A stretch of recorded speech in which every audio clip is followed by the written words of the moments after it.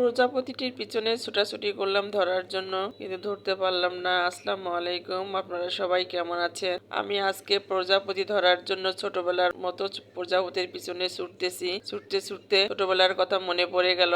আমরা ছোটবেলায় প্রজাপতি দেখলে দৌড়াতাম প্রজাপতির পিছনে, যেদিক প্রজাপতি ছুটতো আমরাও ছুটতাম। ছুটতে ছুটতে একসময় কোথায় কোন জঙ্গলে গিয়ে প্রজাপতি বিলীন হয়ে যাইতো, আর ধরা পেতাম না, খুঁজেই পেতাম। আল্লাহর কি অশেষ রহমত, কত সুন্দর রঙিন পাখা দিয়ে প্রজাপতি তৈরি করছে। তা আমাদের এই পৃথিবীটাকে কত সুন্দর রূপে সাজিয়েছে, কি অপূর্ব, কত রঙিন রূপের পরশা নিয়ে প্রজাপতি এসেছে পৃথিবীতে। প্রজাপতি বিভিন্ন রঙের পাখা বিশিষ্ট হয়। তো প্রজাপতিকে আমরা সবাই ভালোবাসি, ছোটরাও ভালোবাসে, তাই প্রজাপতিকে ছোটরাও ধরার জন্য অস্থির হয়ে যায়। তেমনি বড়রা প্রজাপতিকে ধরার জন্য ছুটাছুটি করে। তেমনি আজকে প্রজাপতির পিছনে আমি ছুটতে ছুটতে প্রজাপতির প্রেমে পাগল হয়ে প্রজাপতির দিকে ছুটে চলে গেলাম, কিন্তু প্রজাপতি আমাকে ধরা দিল না। প্রজাপতির গল্প এখানেই শেষ। ভালো থাকেন, সুস্থ থাকেন, আল্লাহ হাফেজ।